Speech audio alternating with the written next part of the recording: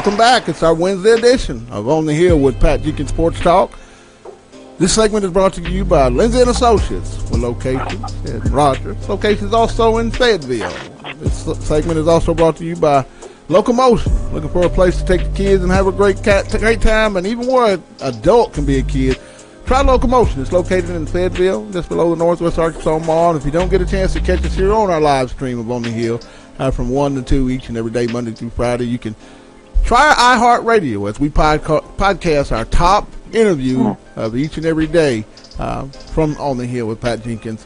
But we want to continue on because there's more talk. When you have a game and so much surrounds the program, we want to catch up with our good buddy, Otis Kirk of 247 Sports. Otis, welcome to the Hill, my man. Hey, man. How's it going? I'm good doing to talk to you. I just saw you. You and I were, and Demetrius as well, we just left the midweek press conference with head coach Brett Bielema, offensive coordinator Dan Enos, and defense coordinator Paul Rhodes. In the hour that we were in the midweek press conference, what did you take away from each and every segment that we had the privilege to be a part of? Well, I definitely took away from Brett and Dan about Chase Hayden because I was interested in that. Apparently, they just felt like, I was wondering why he didn't get more than two carries. And, it was interesting to say. And I understand the part about the lack of plays. They probably had 15, 20 less plays than they expected to have plays, not players. But they talked about Reggie's got to do, getting me in, and they will next game. So, that's good to know because I really think Chase Hayden is the type of kid. He may get 2 carries for 1 yard, then the next one he may go 80 yards on it. So you've got to play Chase Hayden. I thought that was a big mistake on Saturday. Paul Rhodes, what I took away from him was that it was interesting. I thought he made a very good point, the fact that, the defense played good. They didn't play great. And part of what he talked about is 5 third-and-1 plays. And you can't allow, and that's where you're failing on first and second down. When you let when the offense gets in 3rd and 1, they've got the advantage. And that was interesting to Paul pointed that out. I said, Paul Rhodes is impressive. He gets to the point, and I like that. And Absolutely. And the fact, on paper, but I will say this. With just over 2 minutes to go in the game, TCU had 14 points. Pat, if you told me last week that TCU would have 14 points with just over 2 minutes to go, I would have thought Arkansas blew them off the field. Right. And I was surprised at the offensive showing in the game, to be honest with you. That leads me to my next question.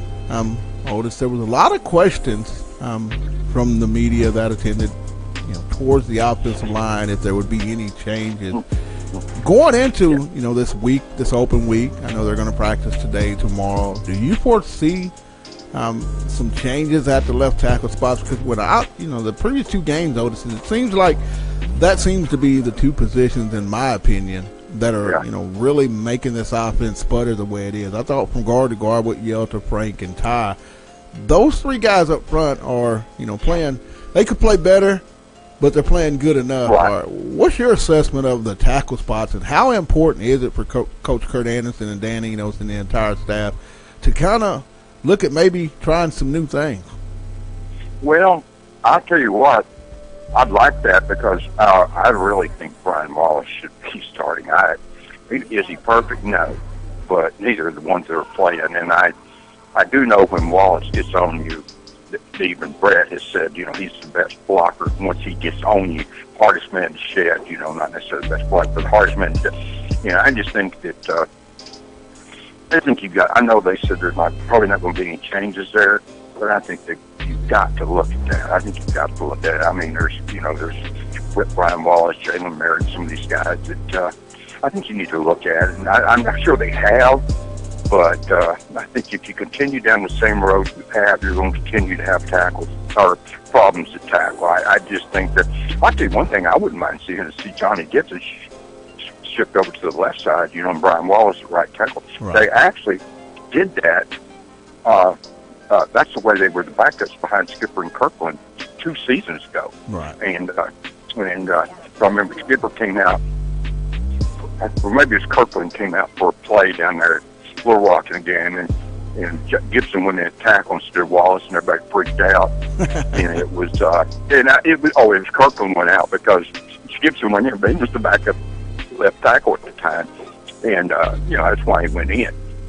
But I'd like to see Brian. I think Brian Wallace should be getting in there and getting some more action and getting play. But I'm not the coach. I don't see him every day in practice. But good point.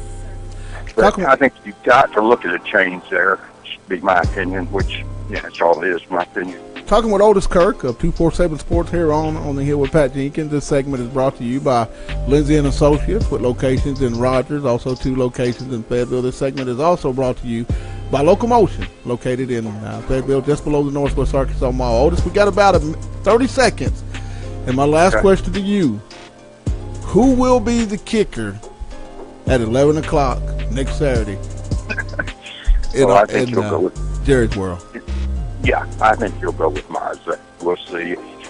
My deal is I just want to warn people that change doesn't always mean better. Sometimes it does. But, you might ask if Mazda was a better kicker. Why wasn't he kicking to start with? And I get it. Hedlund was missed in practice. But I think I understand Cole missed those field goals, but that's not single-handedly what cost them the game. But I think Mazda will probably be the kicker, but we'll see. Hey, Otis, I know you got to get an article ready as you took some time out to be on the Hill with us. But as always, my man, have a blessed day. And we'll talk to you next Friday and get things ready for that kickoff at 11 o'clock versus the Texas A&M Aggies. Thanks, Pat. Thanks for having me on here, man. I appreciate it. Otis Kirk of 247 Sports. He gave us his take, and that's going to conclude our interview section. We got about 3 or 4 minutes, and I want to bring in my producer, co-host, Demetrius Johnson. And Demetrius, throughout all the interviews that we've heard, we had our take from press conference today. Talked about the Florida-Tennessee big game that's going to be taking place, with Blake Topmeyer and David Waters, Blake of the Knoxville Centennial, and Blake with Gators Breakdown. What are some of the storylines that you'll be leaving today, freshly on your mind? I'm really just sitting back and taking in the SEC offensive play this year. Offensive line, and I've kind of seen it in the NFL too. There's a lot of teams out there looking for offensive linemen. There's a lot of programs, a lot of schools out there that just doesn't have it together. And I'm just eager to hear your opinion on how the SEC will play off offensive-wise. Yes, we know this is a defensive conference. It's always been a defensive conference, but what do you say about the lackluster performances from an offensive standpoint coming from the SEC? I think it just has to do with a lot of youth on the offensive line. For so many years, there's been a lot of linemen come out of the SEC and head on, and they're playing on Sundays.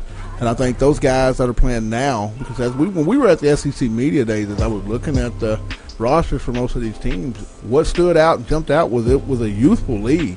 Next year with more season, you're going to have a lot of more senior laden teams, but there's just a lot of guys that are, playing on that offensive line that maybe should have gotten in a lot earlier at their respective institutions. The defensive lines, when you look at it across the SEC, very, very stacked, very stout. You look at Auburn and the way that they were able to play last weekend in Clemson versus the Tigers, Dabo Swinney and one of the top 5 teams in the country. You look at Alabama, they've got a stout defensive front. You look at A&M. Hey, A&M's front, maybe, it's not too bad, and that's going to be another test for Arkansas. You also look around the league, and a lot of people are sleeping on Vanderbilt and that defensive front that they have. I just think, it's just a lack of reps, and I think as that progresses on, you'll see next year a bigger jump in the offensive line. You look down there at Georgia, they tend to struggle. Florida, if you look at it, they're struggling, and it just last Saturday, who would have thought that the offensive line with the talent they have at Auburn would get their quarterback sacked 11 times? So I think it's a conference thing, throughout the SEC. But I really anticipate things to get a lot better. But that's going to conclude our show today. Want to give a big shout out and thank you to Blake Topmeyer for coming on and giving us Tennessee balls. He's with the Knoxville News Centennial. Also, too, want to give a big thank you to Gators Breakdowns, David Waters, giving us the Florida perspective of how things are going to take. I know they've been under a lot of adversity with Hurricane Irma. and just, the lack of a game. So there's a lot going on in that program that we just want to give our continued prayers for that entire state. And lastly, want to give a shout out and a big thank you to Otis Kirk of 247 Sports for coming on and giving us his take of what he took away from the Arkansas head coach, offensive coordinator, and defensive coordinator midweek press conference that we get a chance to attend each and every week. Also, too, want to give a big shout out to our sponsors, Lindsay and Associates, with locations in Rogers and also two in Rogers, in Fayetteville, I should say, in Locomotion, located in Fayetteville just below the Northwest Arkansas Mall. And remind everyone, if you don't get a chance to catch us here on our live stream from 1 to 2 each and every day, Monday through Friday of On the Hill with Pat Jenkins, you can catch us on our iHeartRadio podcast as we take the top segment of each show daily and we podcast it, and you can catch it every evening on iHeartRadio. We'll continue on with more SEC breakdown, more SEC football on tomorrow's version of On the Hill with Pat Jenkins. But that's going to conclude today's show. It's On the Hill with Pat Jenkins. You guys have a blessed one.